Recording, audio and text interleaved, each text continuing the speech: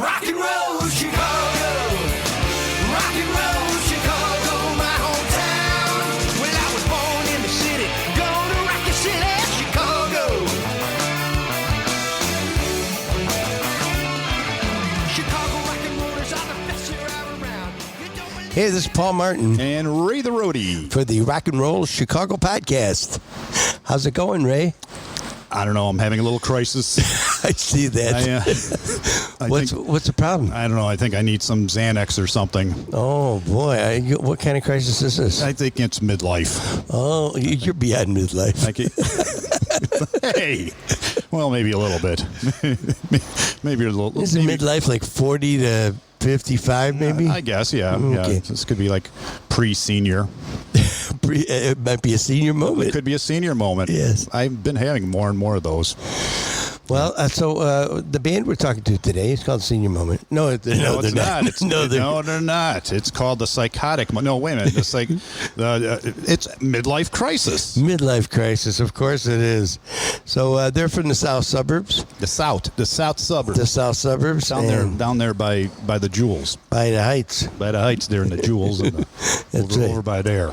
And they've played some rock and roll, I see. Yes, they are. And keep pretty busy, too. They got quite a few shows. Yes, they do. Yes, they do. Playing a lot around the south suburbs, from Tinley Park to Crown Point to places. To the Heights. They play in the Heights. They play in the Heights. They play in Frankfurt and New Lenox, and they're keeping pretty busy. Yes, they are. Yes, they are. So let's see what they have to say for themselves. Okay, let's do it. How you doing? We're meeting with Mike and Tom and John and Anthony, right? I got everybody, right? Got it. Oops. There we are. You forgot the name of the band. It's Midlife Crisis. Well, I had to turn him up because I didn't have him up there. Midlife Crisis is the name of the band. How you guys doing? Good. How you doing? Real good. Good. So tell us a little bit about the band and where the band got started and where you've where you been since then. We hear you. First, thanks for having us out here. We're really excited because you guys have had some great success with this and some great bands that we all grew up with.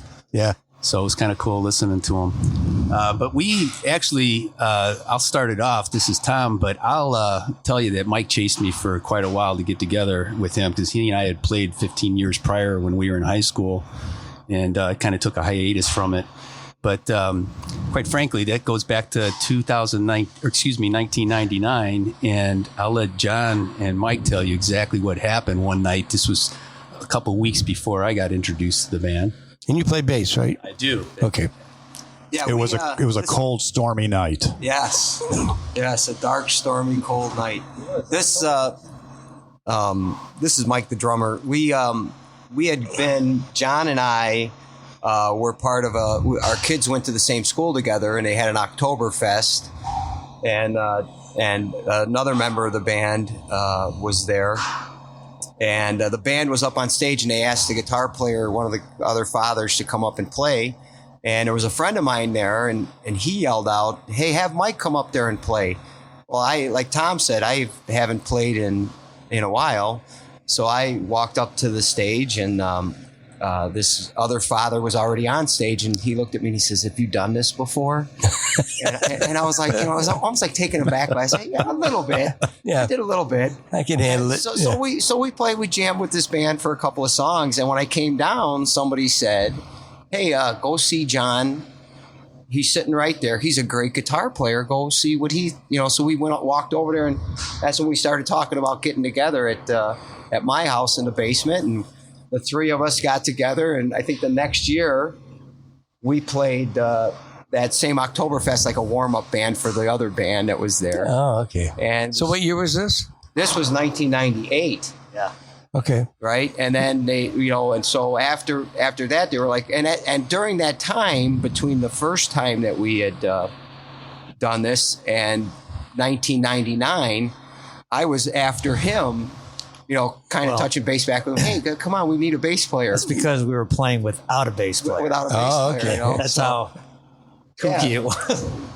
So, and that's how it started in my basement. And my wife came downstairs and she asked us, what we wanted. And as she walked up the stairs, she goes, "You guys are going through a midlife crisis." And there came the name, right? came the name. I see. So that original other guitar player was Bob Broderick. He was the one that also had children at the same school district. Right. And he was something else. He was kind of always the glass half full guy, and he was really positive about this. And finally, Mike talked me into coming down, and I was like, man, this is rough. And we get done with the song, and John and I kind of look at each other, and Bob was just like, "That was great." Yeah, there's always an optimist in the group. Well, you know what? That's what made us keep going. And what didn't take long, then they maybe 2-3 practices, and they sprung it on me that they had some jobs lined up. So our official job in 1999 is Midlife Crisis with Bob Broderick, me, Tom, and Mike, John, was at St. Agnes Parish in Chicago Heights. And we got through it. And son of a gun, we've been playing that parish picnic every year since. Yeah. So what's your genre of music that you play? Predominantly, we try to focus on danceable type music, but I would say it spans 50s through present. And with the addition of my son Anthony here, it really opens up to some newer stuff from more recent bands. And when I say recent, 2000 for me is pretty recent. And some good 90s. Yeah. But rock and roll, pretty much rock and roll and funk and disco. Yes. Yeah, we like to say AC/DC to ZZ Top and a lot of funk in between. There you go. So Anthony, you're the newest member, I take it, of the band, right? That's correct. About 6 years now I've been really? playing with these guys. Yeah. And now you play guitar, right? Yeah, rhythm guitar. Okay. And a little bit of vocals too. Yeah, I was just to say, who's the singer in the band? That's split pretty evenly between the three of us, Mike, myself, and my dad. I only get to do a couple doo-wops in the third set when everybody's pretty drunk, and they allow me to sing. So what kind of guitar do you play, Anthony? So I've been playing a Fender Telecaster. Yeah. I also have an Epiphone Les Paul, Black Beauty, and then. So you got both ends of the spectrum covered there. A little bit, yeah. And what about you, John? Main axe lately is a 57 what do you call it? A repro? Reissue? Repro, not repo, but repro. Gold top Les Paul. Oh, nice. And I kind of put the 76 Explorer away for a while. Also have a Strat at home, but primarily the Les Paul. Those Les Pauls get heavy, though, don't they? Very. Not as heavy as a Fender Precision bass. True. I can't believe you even played it. Yeah, that's your choice, right? Yeah, I've got your weapon of choice, right? The original 1978 that I bought when I was playing in Mike's basement back in high school. And they were lighter back then. Really? 20 years later, it's a little bit hevier, or 30 years later. Oh, yeah. I get it. We're a little heavier, though. Well, I got it. It's called center of gravity. Yes. So as Anthony joined us, John always announced him and said how he's brought down the average weight of the band and the average age. Nice. Nice. Yeah, you're not even old enough to have a midlife crisis yet. Not yet. But the weight's going up, so that average. So what is your drums of choice? My weapon of choice? Yeah. I have DW Collectors, DW Collectors 7-piece. Okay. White marine pearl, beautiful white marine pearl. Nice. DWs are nice. Yeah, for my favorite 3 drummers, Buddy Rich, Gene Krupa, and Louis Belson. Oh, nice. That white marine pearl is really sharp on stage. Right. Yeah, it's a nice kit. Really nice kit. Very good. My pride and joy. Nice. It's a big kit, which is kind of rare for some of the bars and most of it. I could play when I play jazz. I do go with the smaller 4-piece, but when I rock, I play the bigger. So you play in another band or no? I do. I perform with another gentleman. We do like the standards, the classics, big band music. You could say his name. Yeah. Frank Rossi. I don't know. Sure, you know sure. Frank? Oh, yeah. I perform with Frank all the time. Oh, do you? Yeah. Okay. Yeah, a lot of times during the week. So I being retired, I have a lot of time. Nice. Now you said you were a retired fireman, right? Correct. Yes. Yeah.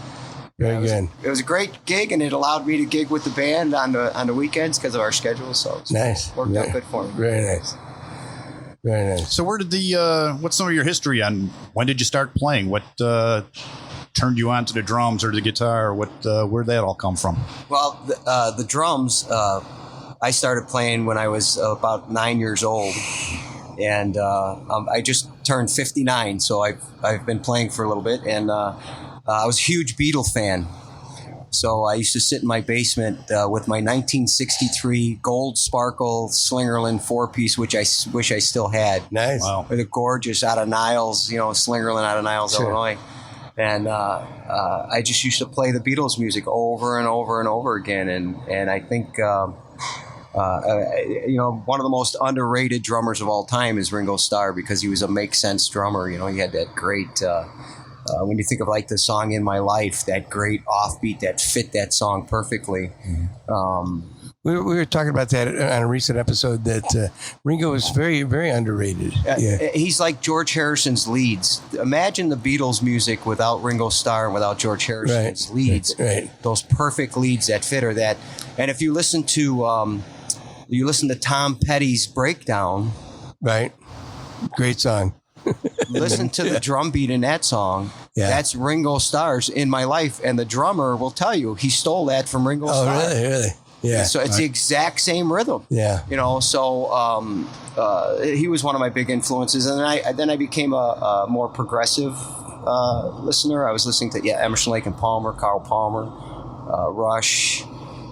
I'm a big progressive fan, but Ringo was the one that started me playing in my basement with that with a pool cue with a microphone taped to it so I could sing. You still have that pool cue? I don't. So that's my story. So No, Mike, his basement has seen a lot of musicians down there, that's for sure. But I met him when he was a sophomore and I was a freshman at Bloom High School, and I made it into what most high schools would call the jazz band, but we called it the stage band, playing trumpet. My dad was from the big band era, and he directed band at the St. Agnes grade school in Chicago Heights for 30 years, so I had to play the trumpet. But I met him there, and there was this cool dude playing bass, and he just had his eyes squinting all the time and wearing sunglasses, so I don't know if he was what he was doing actually, but he was really cool. And I just watched him as I was playing trumpet, and I would always get yelled at for not paying attention, and sure enough I bought his bass from him, so that's what started me. And then Mike and I just kind of hung around for a couple of years, and then we started playing in a band together when he was a senior and I was a junior, and it had horn section, and but I continued to play bass. So you said you were in high school when you started? Yes. Yeah. Where'd you go to high school at? It was Bloom in Chicago Heights. Okay. Yeah. Okay. Yeah. John, you're Yeah, I started in 5th grade in the school band programs too. I was from Madison, so I went to Madison schools and Huth Upper Grade Center and Rich South High School, and I was playing sax during those years. But when I was about 11 or 12, I picked up the guitar too, and it's kind of a weird story. We only had 2 albums in the house at the time when I was growing up. One of them was Meet the Beatles, and the other one was Bill Haley and the Comets. Nice. So those are the only 2 albums I had, so I played it back to back over and over on the old Motorola Hi-Fi, which later became my first guitar amp. But anyway, but to try and single out influences at that time is so hard because, God, there was just so much and so many different artists at the time that were very influential. It was a great time to be influenced. Yeah, Anthony, go ahead. Yeah, I think for myself, obviously growing up with my father as a musician, as early as I can remember, I was, there's pictures of me when I was a toddler with like a mini electric guitar that they bought me. And, I think from that age and just seeing my dad grow up in all these bands and his college band and in this band, obviously I had a strong music influence in my life. So that's when I picked up the guitar. I think, regarding my tone, obviously hearing some of the bands that my dad listened to, Van Halen, and hearing Eddie Van Halen's tone, it really was inspirational and kind of inspired my tone today. With the distortion and the flange and the phaser and the chorus pedals. I have all that stuff going on in our shows every night. So, right. But yeah, that's kind of where my influences started, and then just growing up. Yeah, so the Van Halen thing kind of inspired my tone, and then in high school the pop punk and the punk music, was pretty popular, so I got into that, and Blink-182 and those types of bands were my influences in high school. So it kind of changed from the 70s rock into this more fast-paced power chord structures, and right. So that kind of influenced my playing style, and so yeah. Have you played with anybody else besides your current band? Yeah, so in high school, my best friends and I got together, and we all just kind of picked up these instruments and just started playing, and puberty first, then puberty crisis. first. Yeah, excuse me. And then so all throughout high school, I had a band, and it was kind of that pop punk genre. What was the name of that band? We were called a couple names at the time. We were called Fallout, and then Leaving Audrey. It changed too over the years, and I don't even remember why. But yeah, maybe somebody was leaving Audrey. Maybe, yeah. I'm done with her, man. Done. She gone. She gone. That's right. That's a good name for a band. It's hard to come up with a name. I tell you, we were just talking about that with the last interview we just had. That it's tough coming up with a name, a good name. I mean, Mike kind of told you about calling it Midlife Crisis. The wives kind of said, "Hey, it's going to fit." But back then in '99, there wasn't the internet as it is now, where you can Google a name and find all the bands named the same thing. Oh, sure. So it's not an uncommon name, but we've been doing it for 20 years and never had any problem. But I know there's another one up in Grand Rapids. There's been a couple in Illinois that seem to come and go. So we like it. We're not going to change it. No, there's no need to. If you're the only way, I guess somebody said within I forget 100-mile area or something, then you're good. So, but now, do you still play saxophone? Yeah, we do maybe one or two. Maybe 3 songs. Oh, yeah, we do the KC and the Sunshine. Oh, that's right. I forgot about that. Yeah. Okay. Yeah, and it works whether we're doing 3 or 4 piece. Sometimes we have the opportunity or the necessity to do a 3 piece. Yeah, that's a good point, because when Anthony's first year, when he started, we did have Bob come in and help out a little bit as he was in the retirement mode. But I think you had 11 weddings that first full year you played with us, and one of them was his wedding. So he couldn't play your own wedding. We did. He hired a really good band. But they allowed us to play a few songs, and the dance floor just filled up. It was great. Okay. But I thought you guys actually were hired to play the wedding. No, Mom wouldn't let that happen. No, my wife would never. The wives did put some restrictions on. Yeah, I was going to say. Yeah. She says, "I'm not going to a wedding if you're playing there." That was cool though. His uncle plays in a cover band, and so he got a chance to come up and sing, and it was really cool.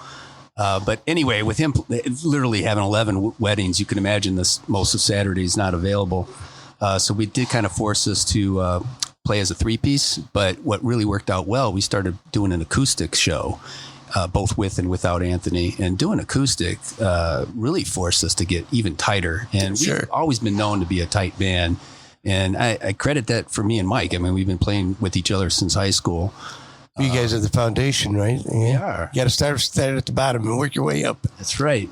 And John, most versatile guitar player I've ever played with, and he could just play anything and knows anything. I have to. We pick a song and I have to go home and they don't know it, but I'm practicing 24 hours a day on it for 3 days in a row. He just looks at it and 2 minutes later he's playing it exact. It's very envious of him. Well, thank you.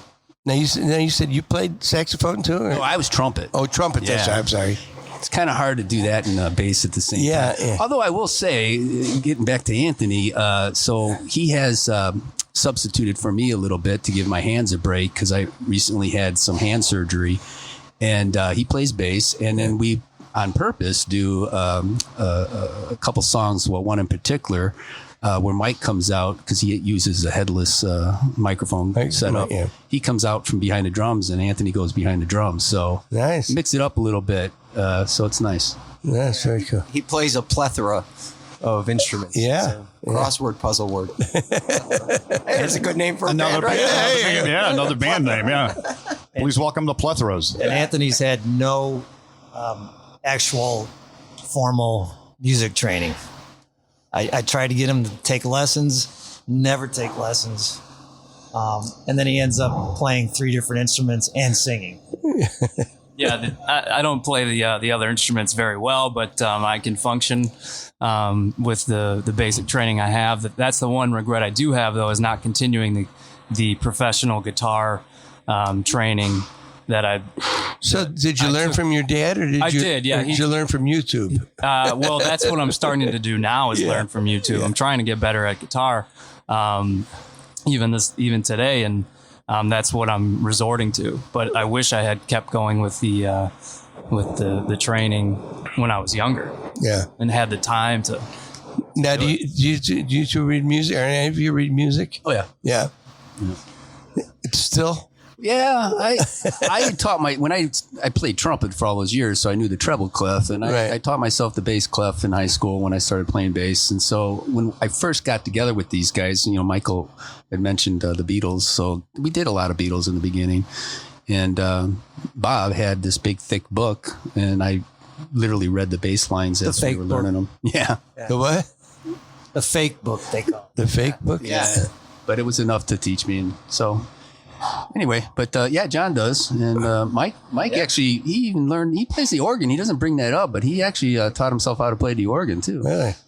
Yeah, it's my ma's favorite instrument was the the organ. So when I was younger, I used to perform in my living room for my mom, and sure, it was kind of cool. I did all the standards again, and that's why I love when I do perform with Frank Rossi.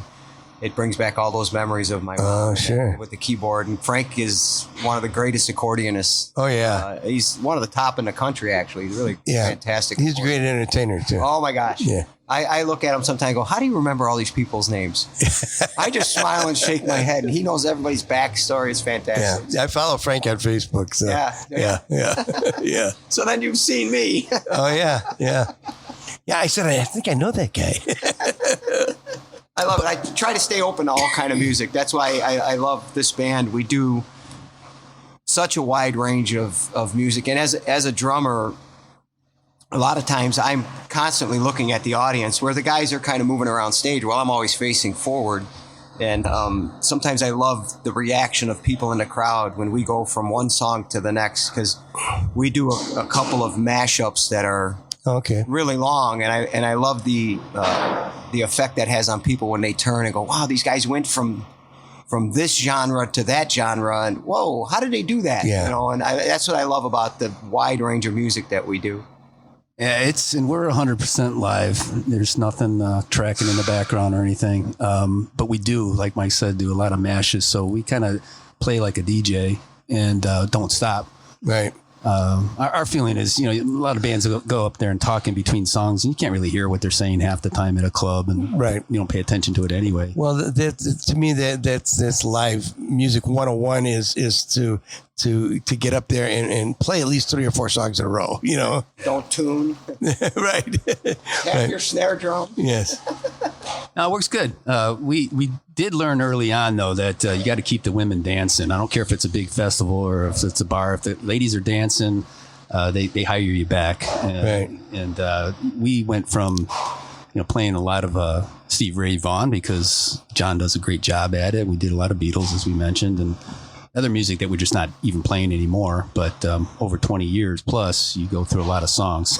So what's on this latest CD? Well, that's late, actually. It is? So the original one is from 2000. So once we were playing for about 6 months, we went to Star Treks and put down some songs, and none of those we play anymore. Are these original songs? No.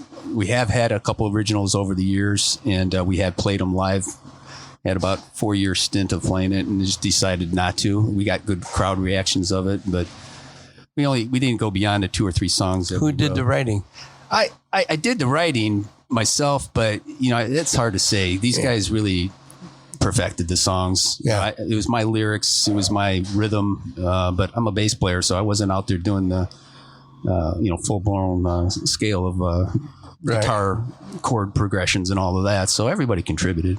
So and what's the latest? So that demo, that was still like pre MP3. We did some snippets of songs, and that was in 2005. So we haven't put anything in the studio since then. And that too is all just snippets of cover tunes. But most of those we still play. And I think we get through, we're between 48 and 50 songs a night. So if we're doing a typical bar, 3 sets, we get through almost 50 songs. So you got Hard to Handle, Ain't Too Proud to Beg. I love that one. Yeah. Ain't too proud to beg, sweet darling, please only me. Don't you know? Ain't too proud to baby, baby, please only me. Don't you know? So what are some of your top songs off of this, or that you play it? Oh gosh, what do you think, John? I mean, some of the 70s funk are just I don't care. We do a lot of stuff that have horns, and we don't play the horn section, and we play it so tight, I don't think anybody notices that the horns aren't there. But the Brick House always gets them going. Yeah. Play that funky music, White Boy. They were dancing and singing and moving to the groove, and just when it hit me, somebody turned around and shouted, "Play that funky music, white boy. Play that funky music, right. Play that funky music, white boy." Let me just say that one mash that we continually tweak, and I think people think it's a brand new song, but we just add like 30 seconds of one thing to it, and it makes us look like we're practicing really hard and learning new songs. But currently it starts off with Another One Bites the Dust. Then that's not even true. There's about 4 songs before that merge into it, but officially the mash starts with Another One Bites the Dust. Then it goes into what? Aerosmith, right? Goes into Aerosmith, Walk This Way. Then it goes into Everybody Dance Now. And then it goes into Rapper's Delight. Oh, wow. And it comes out of that, and we eventually get back to end of Another One Bites the Dust. And that's probably about 8, 9, 10 minutes long right there. Right. But what are, John, some of the Van Halen and some of the Steve Ray Vaughan and things that we used to do? Couldn't Stand the Weather. Tightrope. Yeah. Oh, yeah. How about that? I'll pull one out from the past. Anthony Gomes, High Calorie Woman. Oh yeah. Didn't I see that on here? Yeah, that's on the original. Yeah, you don't do that one anymore, huh? No. We do that Bruno Mars and Mark Ronson. Yeah. Uptown Uptown Funk, sure. I usually get some good reaction. We do play a few weddings throughout the year. I mean, we get a couple, so we can't book too many, because those you got to book many years in advance, and these days at least 18 months in advance. And Mike's the only retired one, so it's hard to do that. Yeah. But we do pick up a couple weddings every year, and we keep the floor full, so makes us feel good. It's kind of funny how disco, which of course we kind of abhorred back when it first came out, is some of the best stuff we play now. Oh yeah, It's kind of funny, you know. Yeah. Do you do any Van Halen? I mean, because Anthony, you said that was an influence of yours. You guys do any Van Halen? Not currently. Yeah, we don't right now. Okay. We did Running with the Devil once. Yeah. Oh, that's right. Running with the Devil. We experimented. Yeah. But we do rock a little bit. We Zeppelin. Yeah, we pull out some Zeppelin. Nice. We pull out some Ted Nugent. So Can't Scratch Trooper. No. Stranglehold. Stranglehold. Oh, nice. Stranglehold. Nice. Yeah, we pull that one out of the box once in a while. Nice. The standard, call them standards now. Jesse's Girl. Oh yeah. Summer of 59 or 69 or whatever the hell it was. Brown Eyed Girl. 79, Brown Eyed 89, Girl. yeah. So now we call those the standards. Yeah. No Cheeseburger in Paradise? Please, no. We're pretty diverse, but we don't go there. Yeah. We used to do, many years ago, we did there's certain songs that that you have to play because the crowd really likes them, but they're not necessarily your favorites, Right. Or there's songs that just I don't fit in my wheelhouse, but you have to play them, and you have to play them well. And one of the songs we used to do many, many years ago before Anthony was with us, when Bob was still with us, we used to do After Midnight. And that song went on for like how long, John? About 2.5 months when we played it. It felt like it was like 2.5 months long. And it was one of those songs where it was like, oh my God, it's like a funeral dirge for me back there. I'm going, You saw it on the list and you're like, oh man, skip it. Yeah. He'd turn around from the front of the stage and go, we're going to skip the next song. And the 2-song Creedence mashup that went on for 20 minutes straight. Oh, we used to do, what was it? Susie Q and, I can't, but it was like, again, it was, for me as a, Born on the Bayou. For me as a drummer, it was like a funeral dirge back there. It was like it went on and on and on. Well, that happens after you play a song for so long, and you do. It's there are those songs out there that are great tunes. Everybody wants to hear them, and as a musician, you're compelled to play them. But they're just songs that you're just like, man, we need to put this one. Don't play this one unless 10 people request it. Right. Yeah. Mustang Sally. There you go. It's But great tune. it always goes over. Yeah. Now, and there's some songs that we've played and tried and went out and did it live, and they're great and we sound great at it, but it just doesn't quite fit. So we end them. We did a Foo Fighters song that really went over. I thought it sounded amazing. I mean, it's something I would have recorded as just for fun to hear us play it. But we played it live and it just didn't really click with our crowd. So whether we like it or not, we just drop it. Confidentially, I since Anthony's been with us, I don't know if Mike and John know, but I'll go ask him every once in a while, maybe every 3 months. So what do you think we need to get rid of? And he's honest. He'll say, you got to get rid of this. Let's try this. Always need some new blood. Yeah. And what should we add? And that's Anthony. That's why we're not doing the Liechtenstein polka anymore. Yeah. We did play a polka. Yeah. Sure. And we used to do, what was that sitcom back in the day? Green Acres. Green Acres. Yeah. When someone would say, "Hey, you guys know any country?" We'd go into Green Acres. Play the whole song. Play the whole song. Yeah. Mike would be behind the drums and he had that boa and he'd say, New York is where I'd rather be. So about how many shows a year you guys do? We've always had a plan to do 25 shows, so twice a month. And we stuck to it. And I think that's what really helped us survive because we're all on the same page doing that. It was 2004, I think we had just by happenstance, we actually booked 3 jobs a month. So not 4 in 1 month and 1 in 1 month, but we literally had 3 in a month. So they were spaced out nicely. So that was 36 shows. And just by coincidence, we printed up new shirts, and on the back of the shirts, of course, it said Midlife Crisis in the front, but it said Middle-Aged Men Gone Wild 2004 tour. And then we went back to our 25 shows until... Yeah, last year, for some reason, it was our anniversary year, our 20-year anniversary. And we did 44, I think. Wow. It was a record. And it was a hell of a pace, but unlike the other years where it was kind of steady, it was up and down. So we'd go a month without anything, and then the next month we'd have 6 jobs. So You guys do your own booking? Or yeah, Tom does the... We do. We've been... there was a couple places we wanted to get into and we couldn't, so we had to introduce ourselves to Joey. Yeah, Joey DeMarco. Sure. Yes. But he's great. His name has come up several times in this podcast. In our podcast. He's great. I mean, we use each other appropriately. Yeah. Kind of the pimp whore relationship. Yeah, he's a good guy, actually. He's really good. Yeah. He's gotten us into some places that we wanted to get into, and you just couldn't without him. And, right. So we help each other out. Actually, he will contact me every once in a while and ask if we can do something, and vice versa. I'll let him know that we've got a slow month coming up. And actually, we've done some acoustics things through him too. Some smaller venues.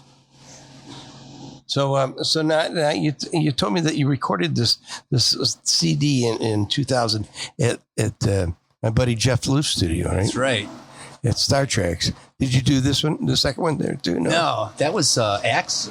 Yeah, Axis Music in Orland Oh, okay. also doubles as a studio. Right. So it's kind of a store, school, with all the rooms they do the lessons in, and then all the rooms are hooked up to the main board, so he just records Oh, okay. right there in the store, after hours. Right. Very good. Yeah, so I assume you guys ever do anything at Star Treks and M&R Rush? Oh, yeah. Of course.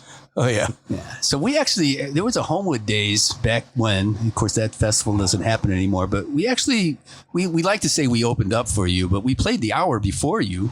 Oh, really? Yeah. At where? Homewood Days. Oh, yeah, sure. Yeah, so we played in front of you guys at Homewood Days once. Oh, okay. I don't remember that, but You were just like, get that band off the stage. Because it moved. It was in the middle of the street over here, and it was in the middle of this street, and then two stages. It was in a parking lot at one time there next to Melody Mart. Yeah. Yeah, well, they did it right too, and you had time in between because they had two stages, and you had time in between stages. So we probably didn't get in your way or anything, but we did hang around and watch you guys. And plus, you guys just celebrated 20 years. Yes. M&R Rush is celebrating 47. Yeah, they're post midlife crisis. Yeah, we're way beyond that. Yeah. They're assisted living. I remember getting. Hey, watch it. I remember getting back to that CD. I remember at Track Studio. I remember putting my 12-piece double bass Oh, yeah. Tama monster kit into that Yeah. drum Yeah. room and having to crawl under stands to get into it. We probably have that at some stages too, don't you? Well, that's the nice thing about it. It's my own little world back there. Sometimes it's kind of cool to be back there. The one issue sometimes in it now with Anthony coming up and getting behind the kit so I can come up front, it's kind of hard to entertain from behind the kit. Right. I do get a kick out of when people are looking at the stage to try to figure out who's singing. Right, These guys aren't singing. Yeah. I get a kick out of that, but it's my own little world back there. So sometimes it's kind of cool, and sometimes they'll come back and get close. I don't even know they're there. They'll be looking at me, and my head will go down or whatever. And Well, now with the coronavirus, you've got that 6 foot of distance between you. Yeah. Exactly. Stay your 6 feet away from me. Eddie Van a bigger Halen stage. Eddie Van Halen used to have fire extinguishers on his kit. I think from now on I'm going to have Lysol cans. There you go. So what kind of places? Where have you got coming up? So this month, actually tonight, we're at Smoky Joe's out in Crete. And unfortunately, people aren't going to hear this tonight. That's all right. But I see you'll be back there again in May, right? Yeah. So we got 3 or 4 shows throughout the spring and summer. And then the following Saturday, the 21st of this month, we're at Holstein's, Tinley. And then the following Saturday from that, we go out to Buddy and Pals. Playing 3 times this month, Yeah. Very good. So we kind of, those are some of our favorite clubs that we do, and you play the clubs because you want to get some of these festivals, and we don't work hard to get the jobs. I mean, what we get we like, and we hang on to as long as we can. We kind of followed the Mo's, and when we first started and wherever they were playing, we figured that'd be a cool place to play. Yeah. And actually we met them. We were supposed to play with them at on stage together, like a broad stage at Worth Days, and got rained out. But I tell you what, Jose taught me how to negotiate that day, because we went up to collect the money in the rain, and we did it. We got it. But we also played with them. They always Friday nights at the big Frankfurt Festival, and we were always Saturday nights for a dozen years. Maybe the first 6 years we were in the afternoon, but then we moved up to the Saturday night slot. So that was always a big festival for us. But the organization that ran it for many, many, many years folded, and so the Chamber of Commerce took it over, and they made some changes, so we haven't been back since. So we had a brush of greatness with Replay. I had a big show set up for the Will County Forest Preserve, and again, we were doing like a dual stage, them on a set, we're on a set, and we used Replay to set up the equipment, and we were just sharing the event. And it got rained out. So Yeah, so we've got a joke. If you're going through a drought, book us. We guarantee we'll bring rain like you've never seen. And that's why we don't play "Couldn't Stand the Weather" by Stevie Ray Vaughan. I see you played St. Agnes's parish picnic. You Yeah. talked about St. Agnes earlier. yeah, so that was the first show that we officially did as Midlife Crisis back in the day. And we've been doing that every year, I think, except one for 20 years. So Very good. we also do St. Karen's in the Chicago Heights area. But it's nice. We at least have a couple shows a year that it's a good 1,000+ crowd. So we're hoping that nothing, prolongs to the summertime here, because we have our first big one that is always over 1,000 people is Fridays after 5. It's at the Commons in New Lenox at that big stage, and they have a food truck event. And they run one in June, July, and August in between their triple play concerts. And so we've been opening up the June one for the last couple of years, and that's going to be on June 19th. And so that's always a nice show. You just bring your own beverage and chairs and sit on the grassy knoll, and they have about 10 food trucks pull up, and it's really cool. Nice. And then another big one we have this year is at it's actually a summer fest at CD and Me, and that's a money raiser for the Lincoln Way High School District 2010 Foundation. And given what's going on, I get a feeling that this is going to be an important year for them to raise some money. So we're looking forward to that. That's not until July. You can see it on our Facebook and our website. Speaking of that, where do we find you on Facebook, and what's your website? Website is midlifecrisis1999.com. And then just look us up on Facebook. Midlife Crisis? Mm-hmm. Yeah, it's important to put that 1999 on there. You can get right to us. Yeah, okay. I see that. Yeah, otherwise you get to psychology sites. And, All right. Well, thanks, guys. Thanks for coming in. Thanks for coming out. And Thanks for having us. No problem. Thanks for not bringing any coronavirus with you. Oh, wait. We got one thing for you, though. Another virus. Okay. So we got some official Midlife Crisis T-shirts. Awesome. Awesome. Awesome. I'm sorry, they're extra large. That's okay. Oh, I guess that's all right. That's all right. That's right. Thank you. And we have these wonderful rolls of toilet paper for you. Oh, awesome. On your way out, you can grab On your one. way out, just grab one. Because I don't know why, but it seems to. That seems to be the thing right now. Alrighty, guys. Thanks a lot. All right, man. Have a great day. Thanks. Thanks, man. Thank you very much.